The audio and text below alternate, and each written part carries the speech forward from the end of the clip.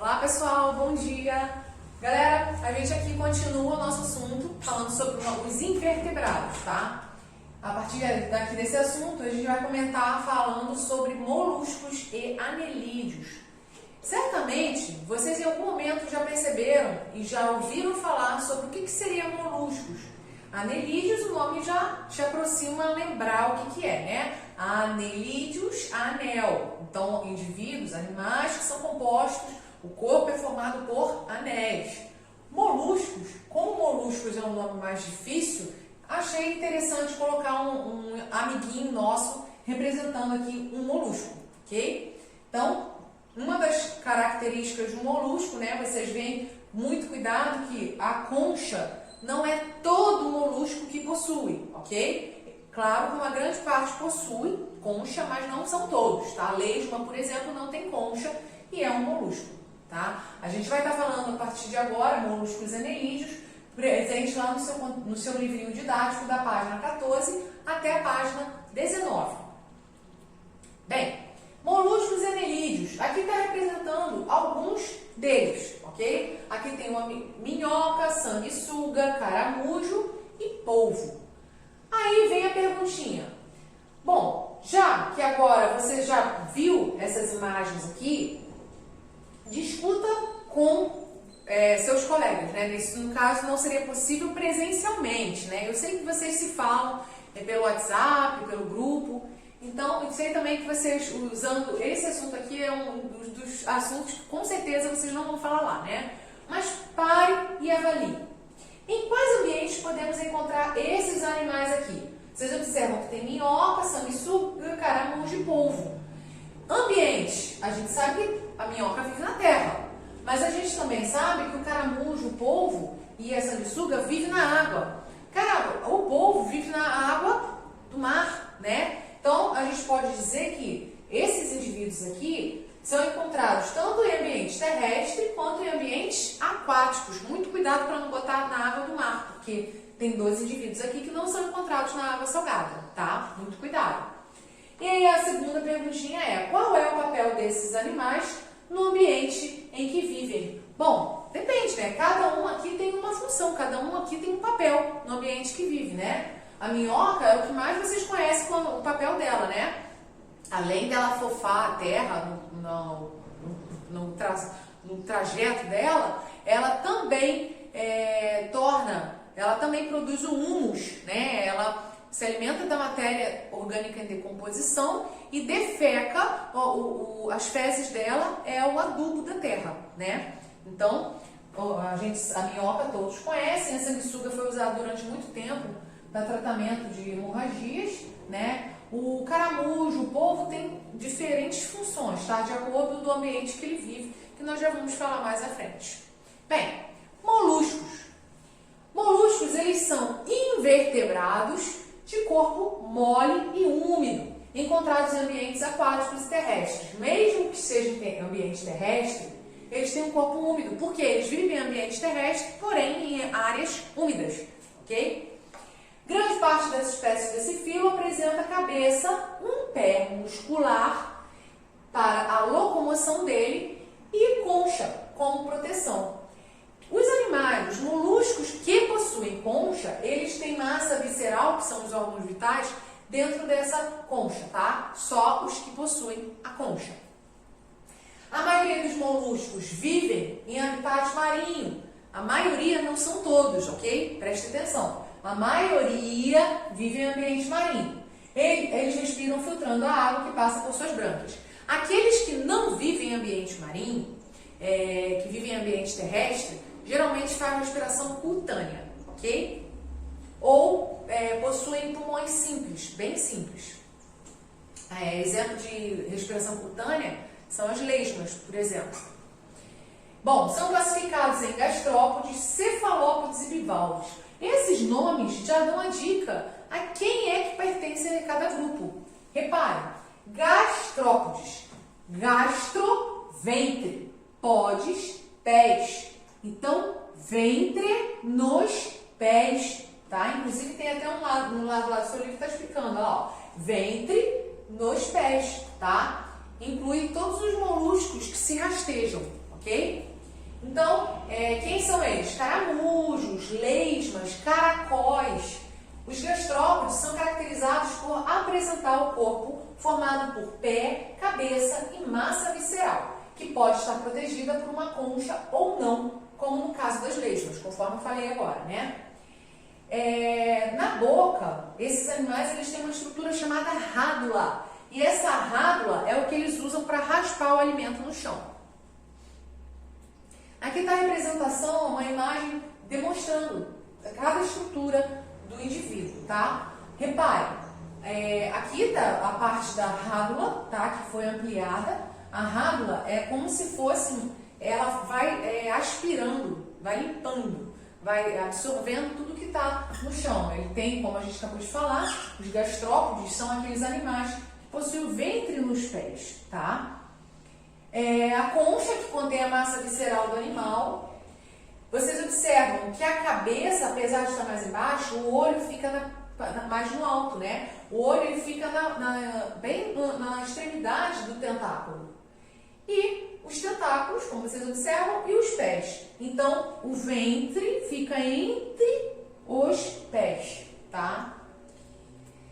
Bom, próximo grupo, cefalópodes. Bom, gastro, ventre, podes, pés. Céfalo está relacionado a quê? Cabeça, né? Podes, pés. Então, cabeça nos pés. Bom, cefalópodes é a presença dos pés, também chamam-se, né? Muitos chamam de braços, ligados à cabeça. Então, esses exemplos que a gente pode ver é polvo, lula, e sépias e náutilos. Aqui tem o exemplo do náutilo e lulas, tá? Inclusive aqui está demonstrando um caso da lula alterando sua cor, graças aos cromatóforos, tá? Que eu vou falar já. Então, os polvos, eles não têm concha. É um molusco que não tem concha. As lulas têm concha. Ah, professora, mas eu nunca vi lula na concha. Ou melhor, eu nunca vi concha na lula. Sim, gente, a concha da lula é interna, fica dentro dela, tá?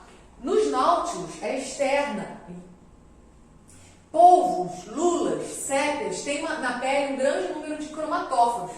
Cromatóforos são células que produzem substâncias que alteram a cor, tá? Esses cromatóforos, eles alteram a coloração do animal com um objetivo. Geralmente é para fugir do predador, tá? E também, geralmente altera com relação à mudança de luminosidade, que está relacionado assim, vamos supor, o animal é mais escuro, o ambiente está escuro, então ele não vai ter problema. Se começa a ficar um ambiente claro, esse animal vai ser visto. Então ele muda a sua cor para uma cor mais clara para não ser visto. Tá? Então ele mudou a cor por causa da luminosidade? Sim, ele mudou a cor por causa da luminosidade, mas para que não seja achado pelo predador. Tá? Bem, aqui está a demonstração de um polvo liberando, né, um jato de tinta, que muitos já ouviram falar que o polvo libera jato de tinta para fugir para ser enganado, né, para enganar o predador. Não só o polvo, mas as lulas também fazem isso, tá? Elas lançam esse jato de tinta pelo sifão e impulsiona, esse sifão, ele impulsiona água, né? Além de liberar esse jato de tinta, ele impulsiona a água e faz a lula e o polvo se deslocar. Então eles se deslocam impulsionando essa água. E quando eles se sentem ameaçados, eles liberam esse jato de tinta pelo sifão também, tá? A reprodução dos cefalópodes é sexuada, ou seja, há união de gametas.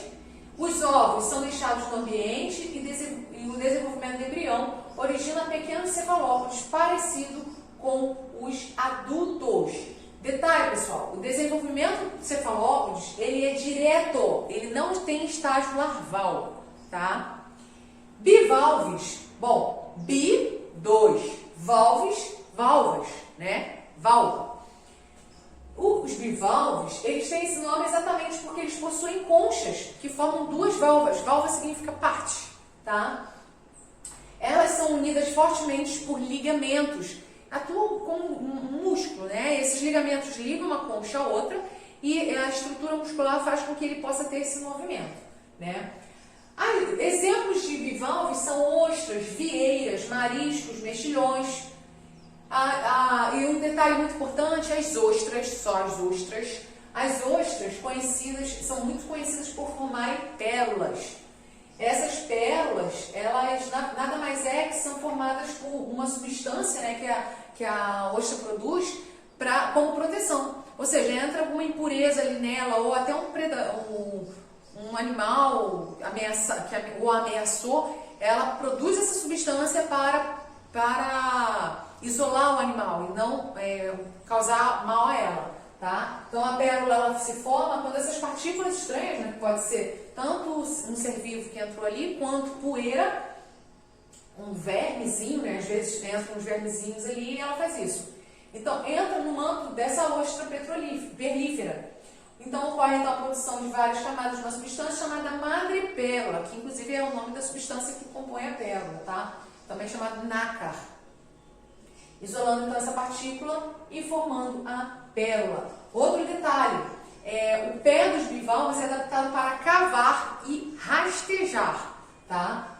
Eles também usam esse pé para se prender em substratos, tá? Geralmente encontra-se esses bivalves presos em embarcações, em pedras, né? Em geral. Os bivalves, eles apresentam sexos separados, a fecundação ocorre na água, onde são lançados os gametas masculino e feminino. Aí vocês lembram aquilo que eu falei, né? Os gametas masculino e feminino são liberados aonde? Na água. Então esses gametas estão ali, ó, naquela água toda do mar, onde você, quando se afoga, né? Você bebe aquela água ali, cheia de gameta, né? Bem, importância dos moluscos. Os bivalves, assim como os poríferos, tanto bivalves, lembrando que bivalve é um dos grupos que fazem parte dos moluscos, assim como os poríferos. Poríferos, para quem não lembra, são as esponjas, pode ser marinhas ou vesículas. São animais filtradores, eles filtram água, eles se alimentam eles filtram água para capturar alimento. E por isso eles retêm substâncias dissolvidas na água, incluindo as substâncias tóxicas, tá? E detalhe, o acúmulo dessas substâncias tóxicas nesses bivalves faz com que eles provoquem intoxicação alimentar. Então muita gente às vezes vai lá, come um ensopado de mexilhão, enfim, né, come qualquer tipo de alimento relacionado alimentando de bivalves, né, ostra, enfim. E aí, mais tarde, depois come um cachorro quente ali da esquina, passa mal, tem intoxicação alimentar e culpa o cachorro quente. Na verdade, foi o que ele comeu mais cedo.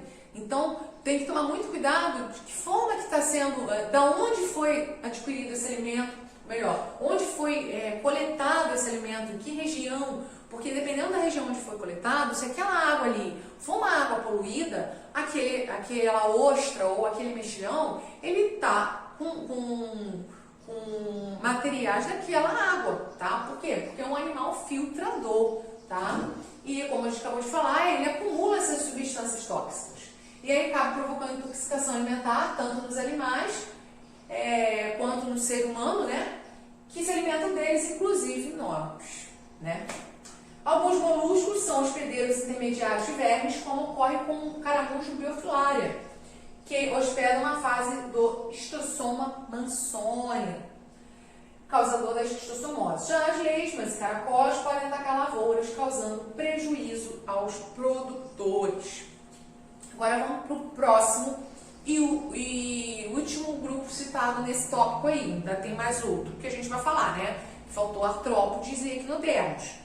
Mas desse aí que a gente falou que ia falar moluscos e anelídeos, moluscos a gente acabou aqui, vamos para anelídeos. Como eu falei, moluscos são compostos por animais de corpo mole, tá? E que geralmente podem ser encontrados conchas ou não, tá? Já os anelídeos são animais com um corpo composto por anéis. E aqui tem uma charge, uma demonstração, nada mais é que está mostrando, que está falando sobre que a minhoca tem mais de um coração, que ela tem vários corações. A gente sabe que não é coração, né? Aqui, conforme a gente abordou aqui, ela não tem corações, ela tem arcos aórticos, que são corações simples, vamos dizer assim, tá? Aí tem uma perguntinha ali. Essa tirinha traz uma característica interessante das minhocas. Qual é essa característica? Bom, tanto o pássaro quanto a conversa aqui, ou melhor, tanto o rato quanto a conversa aqui, eles estão falando o quê? Que a minhoca possui vários corações. Aí ele pergunta, qual é a característica, gente? Se ela possui vários corações, a gente acabou de falar. Não, ela tem o que a gente chama de arcos aórticos, que nada mais é que vasos sanguíneos dilatados, tá? E eles atuam parecido com o coração, por isso é chamado de vários corações, né?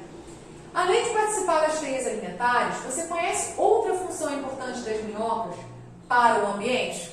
Bom, gente, eu falei isso na introdução lá no primeiro slide, quando eu falei lá de moluscos e anelídeos. Primeiro, eles arejam o solo, né? Eles afofam o solo pelo trajeto que eles fazem e, além disso, ainda produzem humus. Então, é uma função primordial para o solo, tá? E para que possa ter o desenvolvimento dos vegetais ali e a terra seja uma terra rica, né? Bem, as minhocas, como a gente acabou de falar, as minhocas, elas têm um corpo composto por anéis, elas fazem parte do grupo dos anelídeos. A principal característica, corpo formado por anéis. Um detalhe muito importante nessa ocasião é as espécies, muitas espécies têm cerdas. Cerdas são semelhantes a pelos curtos, essas cerdas. Mas só que elas são muito mais resistentes que os pelos, tá? Parecem pelos curtos, mas são mais resistentes, por isso são chamados de cerdas, tá? Eles são utilizados como estruturas auxiliares na locomoção. Então, quando você vê ela se locomovendo, ela consegue se locomover através do uso, né, de acordo com as cerdas. A presença ou ausência dessa estrutura, a quantidade, são os critérios utilizados para a classificação dos anelídeos em 3 classes distintas: hirudíneos, ou também chamados de aquetas, oligoquetas e poliquetos. Pessoal, um detalhe. Vocês viram que a classificação é de acordo com a quantidade de cerdas. Existem grupos de indivíduos que fazem parte de um grupo que tem muitas cerdas. Tem outros indivíduos que fazem parte de um grupo que tem poucas cerdas. E tem um grupo que não tem nenhuma cerda, tá? Nesse caso aqui que a gente vai falar, o que são os hirudíneos, né, também chamados de aquetas, não tem nenhuma cerda, tá? Não confundam achando que a minhoca não tem cerda porque você não consegue ver. A minhoca tem, só que ela tem pouquinha em comparação ao poliqueta, tá? Na verdade o nome já dá até dica, né? Poli, muitos. Oligo, poucos. E hirudíneos, que na verdade está relacionado à substância que eles produzem, tá? Mas o nome aquetas, esse prefixo a significa não tem, tá? Então, aquetas não tem nenhuma cerda. Aquetas não tem nenhuma cerda. Pode ser chamado de hirudíneos. Por quê? Porque os indivíduos que fazem parte desse grupo, eles produzem uma substância chamada de hirudina, que é anticoagulante. O que é isso, professora? Essa substância ela não deixa o sangue coagular enquanto o animal suga. Exemplo, sanguessuga, tá? Enquanto ele está sugando, o sangue não coagula, porque a hirudina é um anticoagulante. A hirudina, que é essa substância, deu o nome ao grupo, hirudíneos. Mas eles são chamados de aquetas também, porque aquetas é o nome relacionado a não ter cerdas. Já que a gente acabou de falar que os anelídeos são classificados de acordo com a quantidade de cerdas, tá? Bem, então, como eu falei, esse grupo, hirudíneos, não tem cerdas no seu corpo. Exemplo, sanguessuga. Eles se alimentam de pequenos animais, alguns deles, né? Ou da matéria orgânica em decomposição. No caso da sanguessuga, eles podem sugar o sangue tanto de vertebrados, eles não sugam sangue só de ser humano, tá? Eles podem sugar sangue tanto de vertebrados como peixes, aves também, tá? Tem um corpo achatado, alongado e bastante flexível. Lembrando que essa flexibilidade está ligada exatamente pelo corpo ser mole. eles são invertebrados, pessoal, eles não têm ossos, eles têm um corpo mole. Então, essa flexibilidade está relacionada diretamente a isso. O que lhes possibilita uma movimentação característica com a fixação alternada das ventosas, que tem na frontal, né, que tem na frente, e tem na posterior, tá? Bem, próximo grupo, oligoquetas. Como eu falei, oligo significa poucos. Então, oligoquetas é o grupo de anelídeos que tem poucas cerdas, como o caso, nossa amiga aqui, minhoca, né? A minhoca tem poucas cerdas.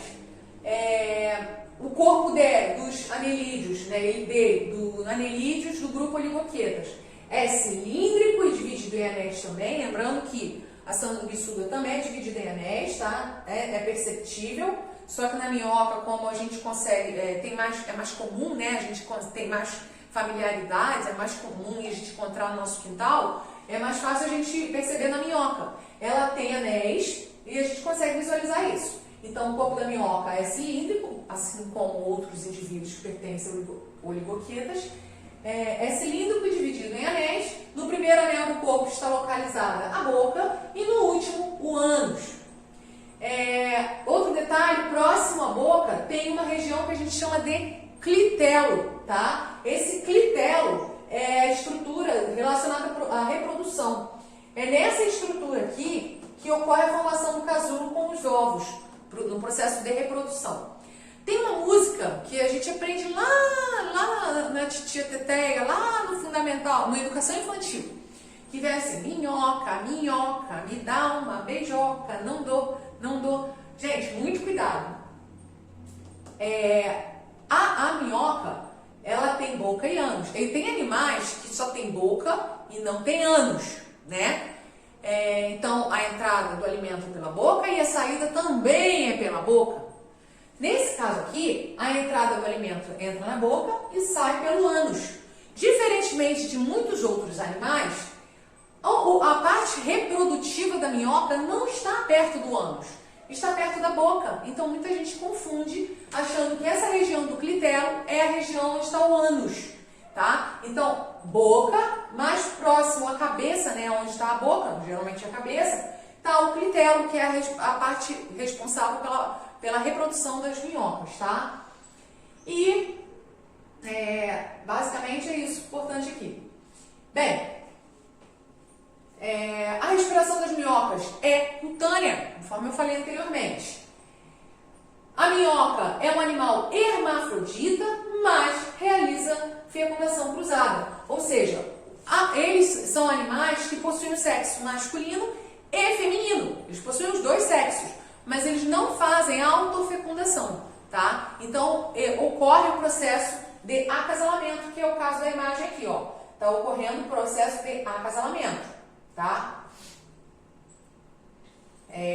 Nesse caso aqui, ó, quando a gente fala que está ocorrendo o processo de acasalamento, nada mais o sinônimo seria eu falar fecundação cruzada, tá? A fecundação cruzada é antônimo de autofecundação. Próximo grupo, poliquetas. Poliquetas é o grupo que compõe os anelídeos formados, ou melhor, os anelídeos que possuem grande quantidade de cerdas. Olha a diferença, quantidade de cerdas muito grande, né? Em comparação ao que a gente acabou de falar anteriormente. Esses animais, os anelídeos que fazem parte do grupo poliquetas, eles vivem mais em ambiente marinho. É mais comum encontrar ele em ambiente marinho, tá? A importância ecológica dos anelídeos. Primeiro, no caso das minhocas, né? As minhocas, a gente sabe, né, que elas afofam a terra e tudo mais. Mas como que elas afofam a terra? Elas cavam as galerias para se locomover e dessa forma elas afofam e arejam o solo, fazendo com que haja um processo de entrada de ar ali, né, o oxigênio, né, para haver um maior enriquecimento do solo. Além disso, elas produzem como resíduo da digestão um material chamado de humus, tá? Vocês aprenderam isso lá no 6º ano. Os poliquetas marinhos, que é esse animal aqui, ou melhor, esse animal aqui é um exemplo de poliquetas, que é o nereis, mas tem outros exemplos também. Os poliquetos marinhos apresentam grande importância nas teias alimentares. nas quais são utilizados como alimentos por diversas espécies de peixes, tá? Bem, na página 18, vocês vão ver que tem um Fazendo Ciência. Galera, eu não vou pedir para vocês fazerem isso, porque no ano passado, no ano do 7º ano, vocês fizeram, um grupo de vocês fizeram um material de compostagem, né? Então, eu não vou pedir para vocês fazerem isso de novo. Porém, eu gostaria que vocês puxassem na memória como que iria se proceder se vocês montassem a composteira, tá? Isso aqui nada mais é que vocês montarem uma composteira. Vocês iriam observar aqui a ação das minhocas na produção de humus. Tem gente que tem canteiro em casa, que a mamãe faz canteiro, tem a plantação dela lá das plantinhas, as flores e tudo mais. Quem tem, vai ser fácil observar isso daqui. Mas quem não tem, eu não vou pedir que faça. Mas eu vou pedir que puxe na memória o que iria acontecer. Lembrando que isso já foi falado em sala, tá? Em um outro momento. Aí, baseado nisso daqui, eu gostaria que vocês pararem para analisar e respondessem isso daqui, ó.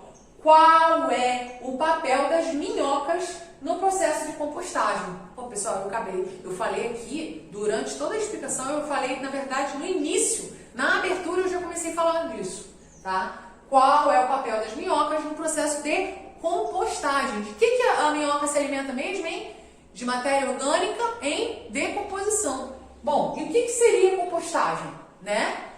Então, vocês vão anotar aí. O que ela faz? Ela converte a matéria orgânica, ela converte o lixo, o lixo orgânico, vocês vão pensar e vão responder. Número 2, como você poderia explicar a importância ecológica do processo de compostagem? Qual é a importância da compostagem para o ambiente? Tá? Vocês vão responder aí.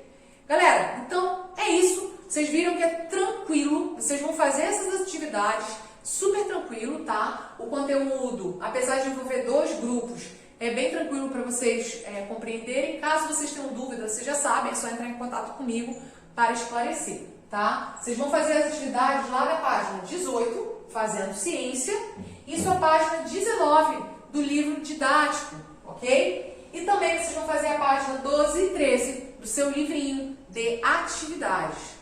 Galera, então é isso. O conteúdo está bem tranquilo. Eu vou encerrar aqui e a gente continua na nossa próxima aula.